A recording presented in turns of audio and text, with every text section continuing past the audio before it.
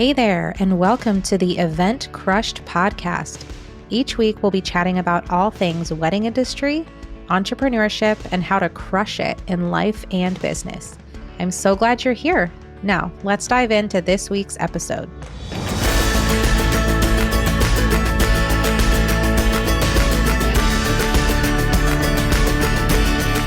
Hello, and welcome back to the Event Crushed podcast.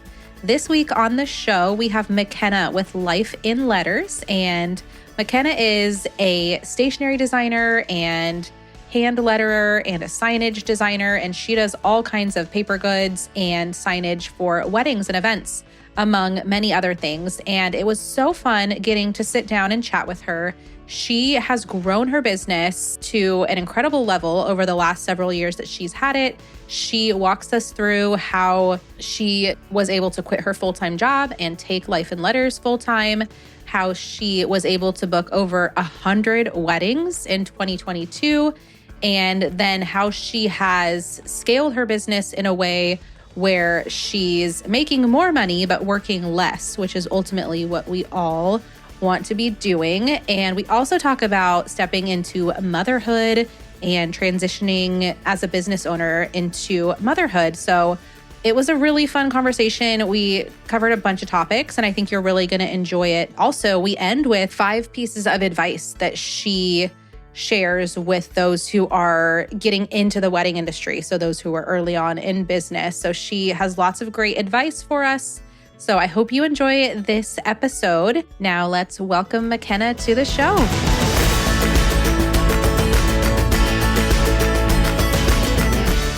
Well, hey, McKenna, thanks so much for coming on the show and being here today. I really appreciate it. Yes, of course. Thanks for having me on. Absolutely. We've worked together a whole bunch because we're both in the same local market here in the Eugene area. So I know we've worked together a lot, but I don't know, we haven't, spent a ton of time together. So I'm excited to just get to know you more and just kind of share some of your expertise with our listeners. So before we jump in, I would love it if you could just share a bit about your background and how you got into the wedding industry and what you do and who you serve. Yeah, so I'm a wedding calligrapher, and I focus mainly on invitations and day of signage. Off season, I do a few other projects, I do floral murals for local businesses and stuff, and a few other lettering projects like that, occasional workshops and such. But my main business is, weddings. I did not start in weddings. This actually started at my mom's kitchen table when I was in high school. And I would make seasonal chalkboards. I would go on Pinterest and find cute fall chalkboard inspo and Christmas chalkboards. And my mom had a collection of 8 to 10 chalkboards, and I would just write on them, stay up all hours of the night, get fun colored markers. And it was so fun. And eventually it kind of got out that I was doing these chalkboards, and I had some family friends ask to do them. My church asked me to do them. And then pretty soon, someone asked me for the first time to do their wedding, and I was like, "Oh, sure, I can do that." And then from there, it kind of just started to grow, and pretty soon, before I knew it, I was doing weddings for people I did not know, strangers' weddings. And I was like, "Oh, okay." But at the time, I was still I went to the U of O, got a business degree, graduated, got my first big girl office job, your basic corporate, going to work 9 to 5. The whole time on the side, I was kind of just growing this little chalkboard business, and I was doing all these weddings. And finally, in 2022, I checked my calendar and I sat down and I counted it up, and I was like, I have booked over 100 weddings for this year. I don't think I can do that and keep doing this corporate job. So I was like, shoot, okay. So I took the leap and I quit my job. And I made it through that season, and it was so fun, and I loved it. I love weddings, love being a part of weddings.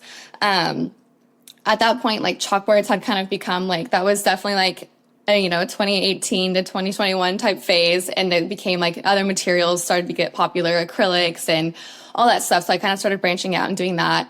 And at the end of that season, I was like, okay, that was so much fun. I cannot do 100 weddings again. So I need to kind of sit down and restructure this. So in 2023, I raised the minimum amount of money you have to spend with me to $500, which at the time seemed like so much.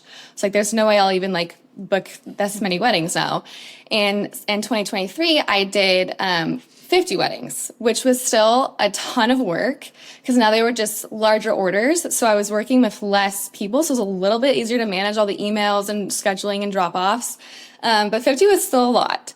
So then I was like, okay, for next year, what do I do? So I was like, I need to take on less weddings. Plus I knew I'd be having a baby. So I was like, okay, I really need to really like thinking about priorities and like what I want to do. And so I looked at all those 50 weddings and I looked at what the average of what they were spending and the weddings I had that were kind of my favorite. And my favorite weddings and what they spent, they ended up spending around $1,500. So I was like, okay, I'll raise my minimum to that. And so I did that and I set myself a hard limit and I only booked 12 weddings for this year. And that has been way more manageable, super fun. And now these people that are coming to me for these weddings, they really care about the details. They see the investment. They see like what it's worth. They're passionate about the colors and like the design. So they're like just so much like, yeah, great clients to work with. And yeah, so that's kind of how I got here.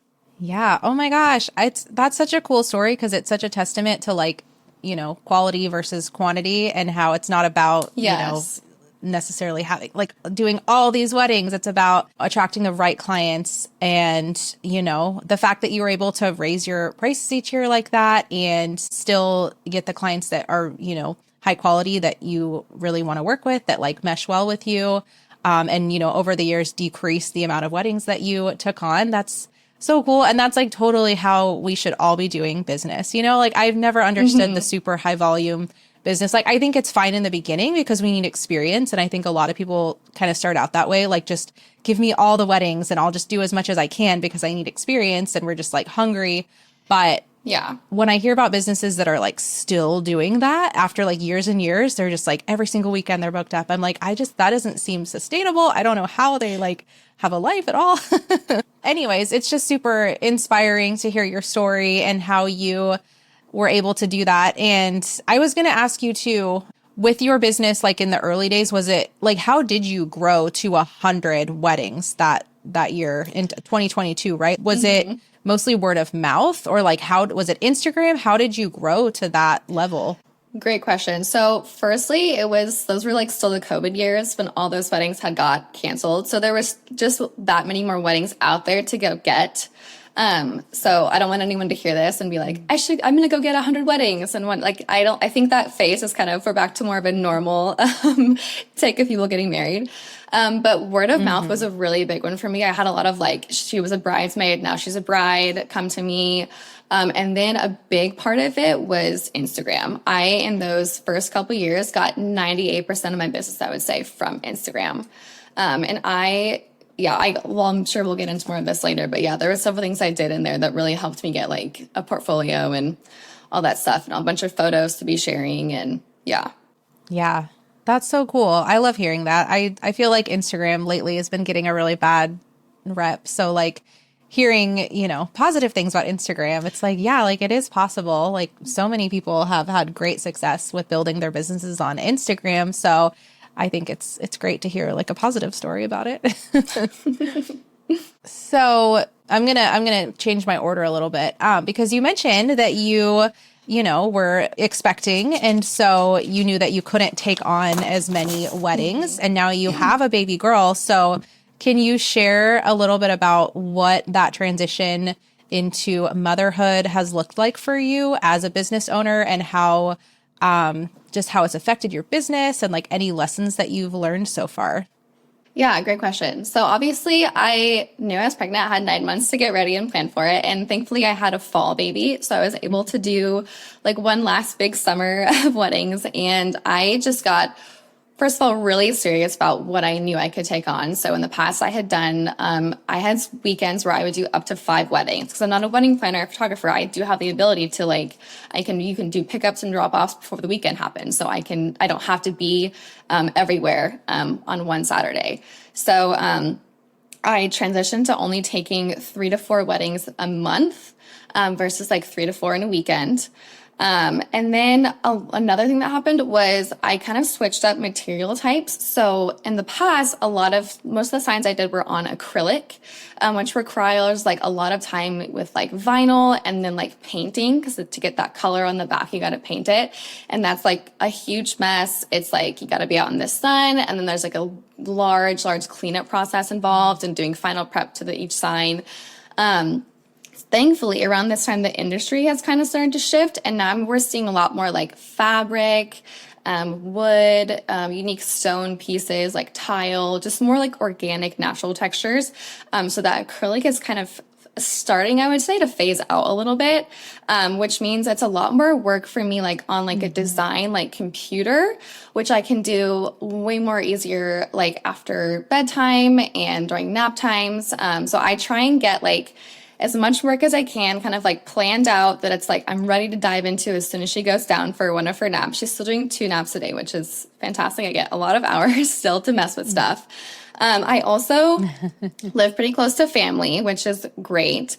So if there's a day I have just a ton of painting and just a lot on my list, I can drop her off at my mom's for a few hours, which is super helpful. My family is mostly local, so that has been super helpful. My husband builds a lot of my backdrops, so that's great because he does a lot of the like heavy lifting and all that. So that is super helpful. And the other thing is that I say no to a lot other little projects.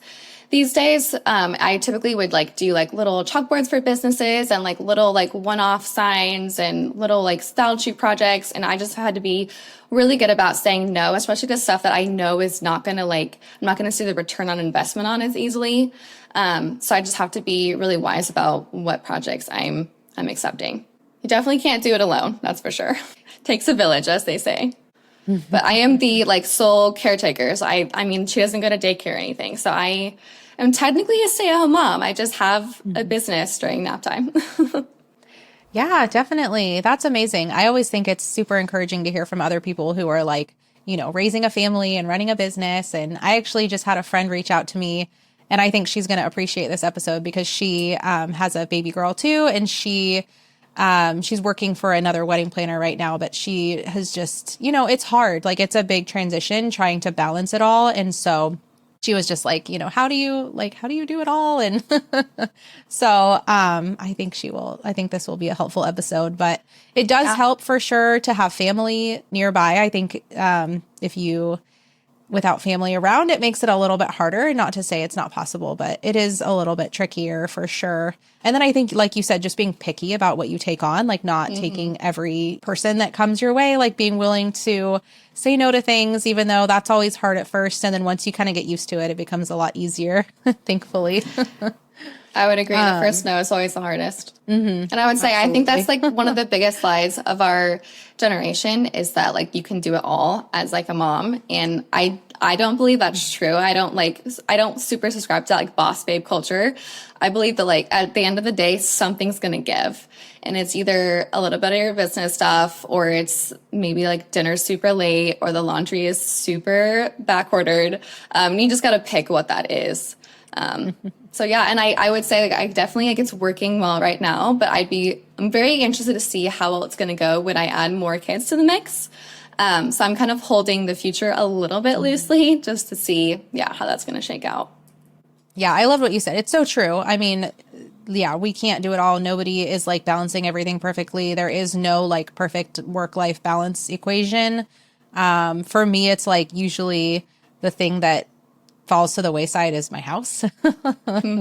Like my house will just be in a giant mess because I'm like, well, my kids are fed and, I've got my work stuff done and my family's happy, but like there's dishes piled up next to the sink. And that's just, kind of the season that I'm in currently. But I would love to figure out how to have a better handle on keeping my house clean. But, at the end of the day, like that's to me just like less important than other things, and maybe in a different season of life. Like when I don't have kids at home, like someday, I'll be an empty nester, as sad as that like is, the idea of that makes me super sad. But like, that's when my house will be clean, is when I don't have kids here. At least that's what I tell myself.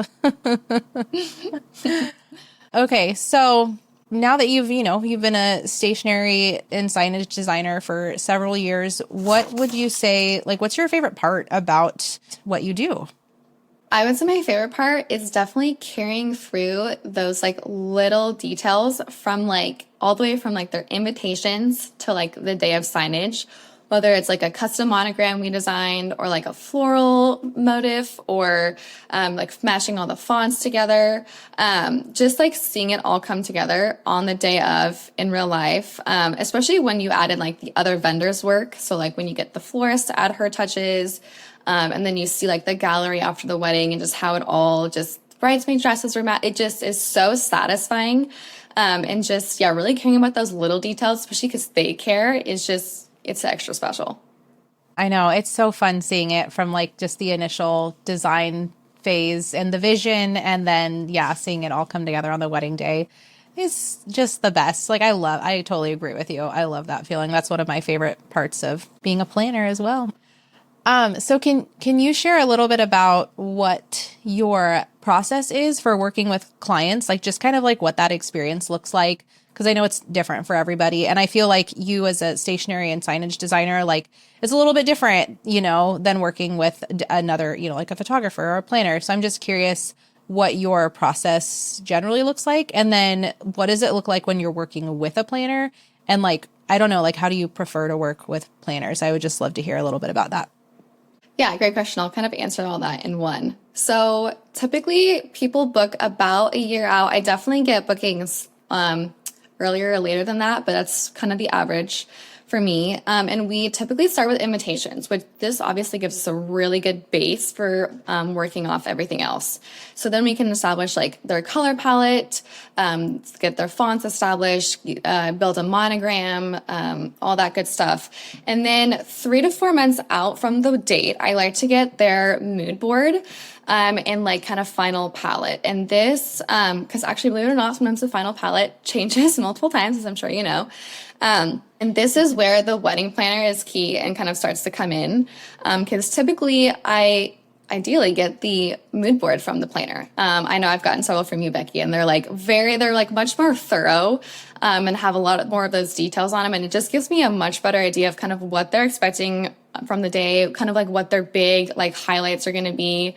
And then based off of that, I can put together a proposal based on that mood board they send over. I can see like, okay, they're going for a super colorful wedding, and the best way to get color is lots of acrylic, or they're into very like natural elements. So let's find some like fabric, stone, tile, go that direction. It just gives me a much better sense of all that. And so I put together that proposal, and then we have a call with the couple. And typically, if the planner can join as well, that's a good time to bring them in there, because they have just like a lot more of the logistic background of like, hey, okay, I know you wanted a seating chart like that, but we have a limited space next to the dance floor. So like, it's not going to be able to go there. We're going to have to move it or shrink the size, like that kind of little fine tuning stuff. Then from there, I get that proposal kind of like approved of like, hey, here's what we're going to do for each sign. And then that's when I go and get a quote, kind of build a quote, get it all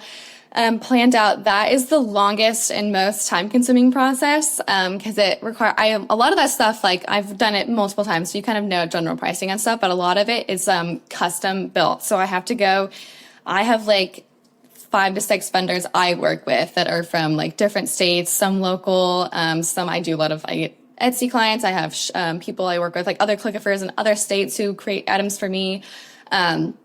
So I kind of send out my fingers and get all that stuff gathered.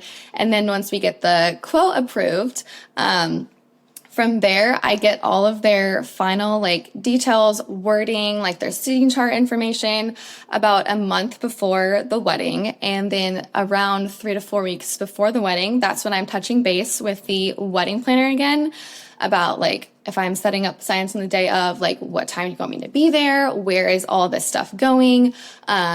Even as detailed as like which table number is getting which number so that I can then set all of the menus and place cards at that specific table. And just, yeah, bringing the planner in at that point is super helpful for me because like A, we're not bothering the couple. And B, I'm getting it like kind of directly from the source and I'm getting the planner's expertise. I definitely now at this level that I'm at with weddings pretty much require you to have a planner.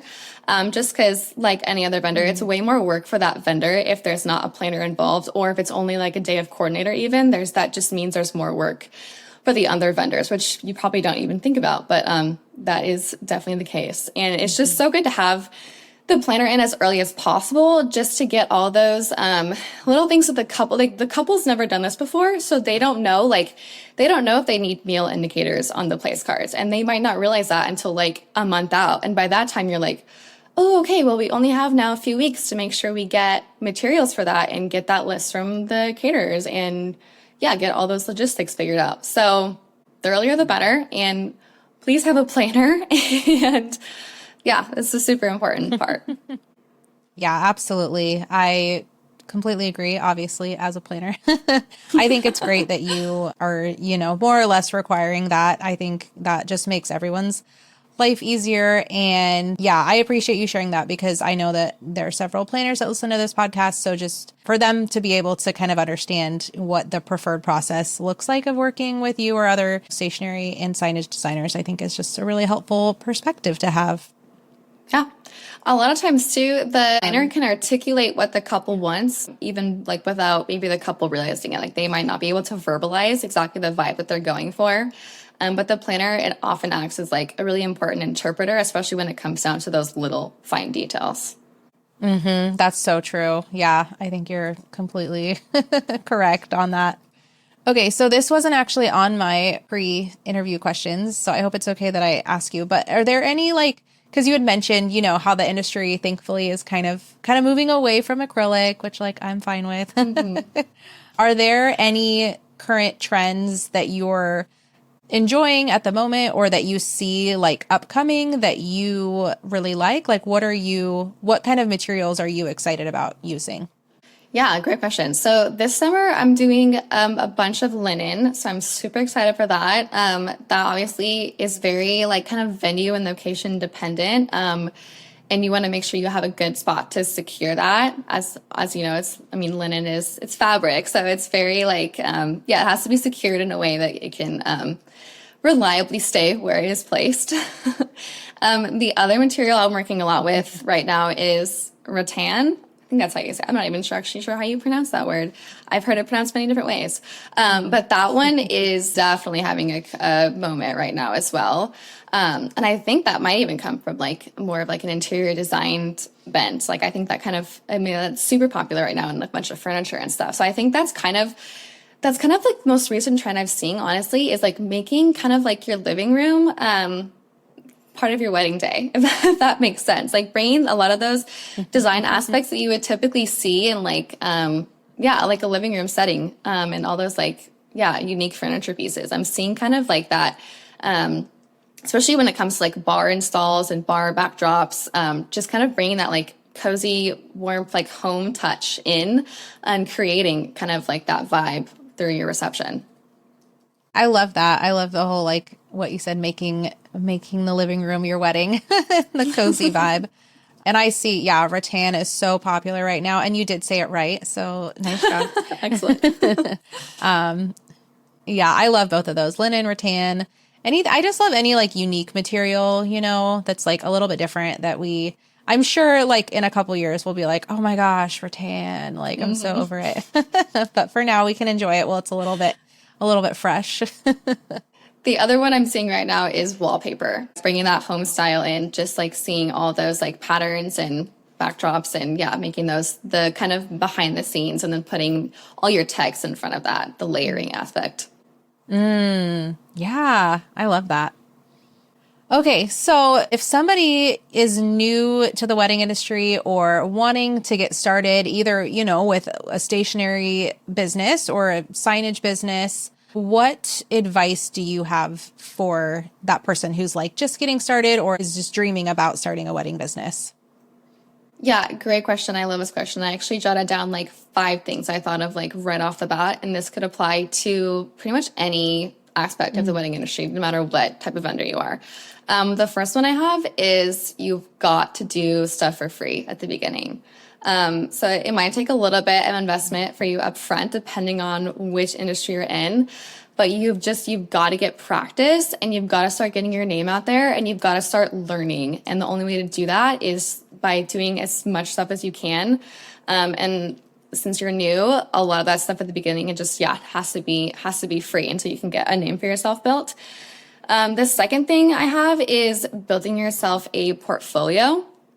Now, some of this may look like styled shoots. Obviously, those are like really big right now in the industry. And I am now more picky about what style shoots I do, kind of going back to what I was saying about being a mom now and really having to choose what projects I take on for my return on investment.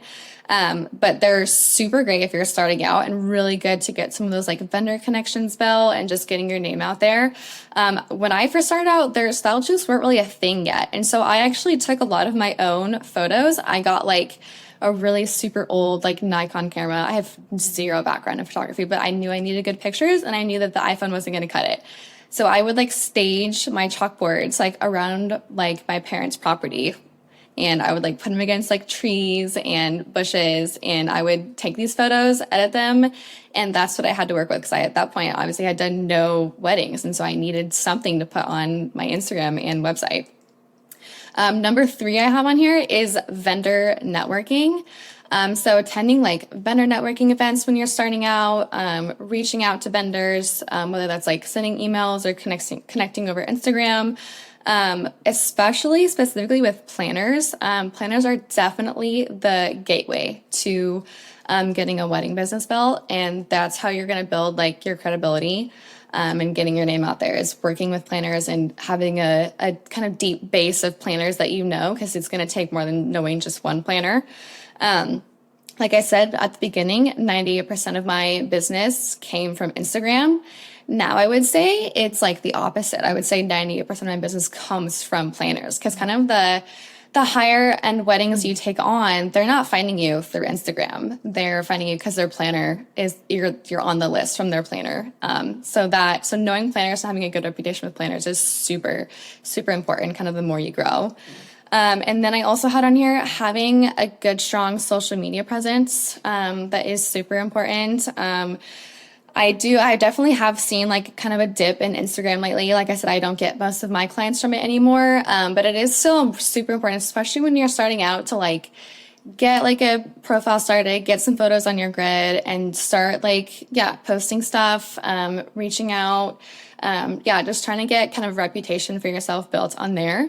And then the last thing I had in here was having a website. That is just going to give you so much more street cred. You've got all your stuff in one spot. You look professional, like you know what you're doing. I remember building a website super early on, very much like ahead of when I would have needed to. But like then when the time came, I was ready and I had it. And that was super helpful. And I've updated it probably over a dozen times since then, and like what it looks like now is not what it looked like when I started, but it didn't matter. I had something to work with and I had something there. So that was the other big thing.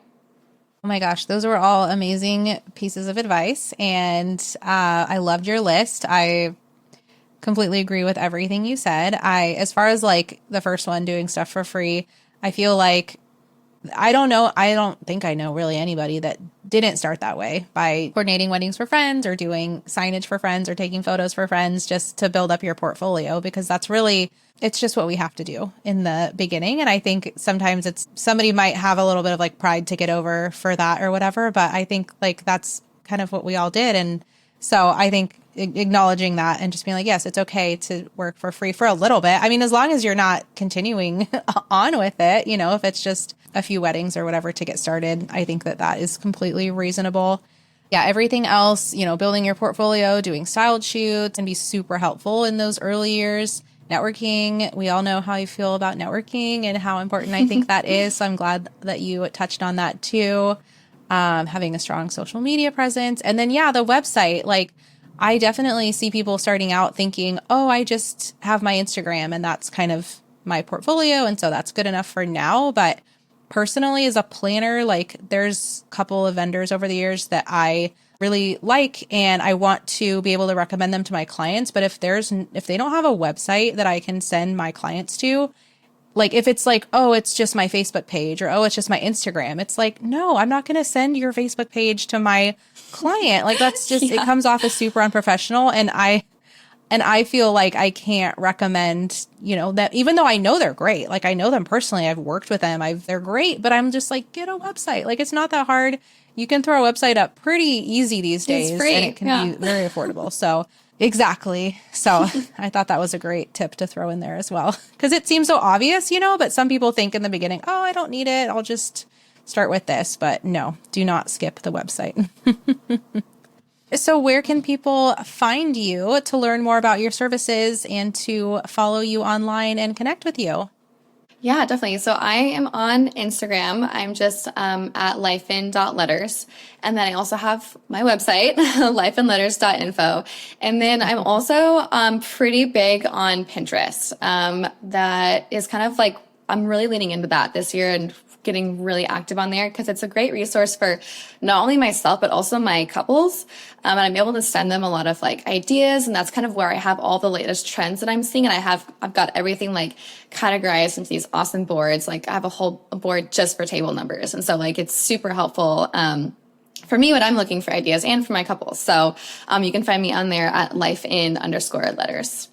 Amazing. I love that you're leaning into Pinterest. That is something that I am also working on getting back into a bit more. I had a Pinterest expert on recently, and she was sharing about the power of Pinterest, and there's so much potential there, and I personally have not been taking advantage of it like I should be. So I love that you are utilizing that for your couples too, and using that as a resource and a way to share ideas for table numbers and signage and all of that, I think is so great. So that's super smart. So I will make sure to share, I'll link all of this in the show description so our listeners can find you.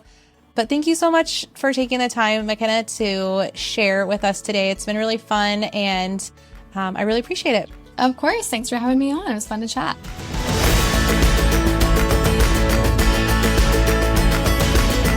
Wasn't it so cool to hear how McKenna was able to scale her business over a few short years and be able to prepare for starting a family? I just think that is so inspiring and hopefully is encouraging for you if you're in a season of life where you plan to start a family or have another baby or just have any kind of transition in life coming up. Being able to scale back on the amount of weddings that we're taking and the amount of work that we're doing while still making the same or hopefully more money is definitely something we all aspire for. So I loved hearing her story and I hope that you did as well. Thanks so much for being here. Have a wonderful 4th of July weekend and we'll see you back here next week.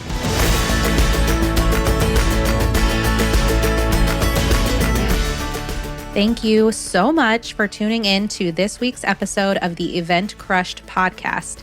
I hope you found value in this episode, and if you did, please consider sharing it with a wedding industry friend.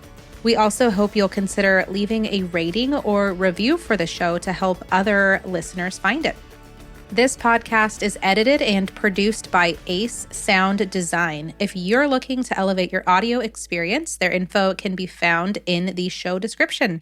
As always, thank you for listening, and please connect with us on Instagram if you haven't already. Now get out there and crush it.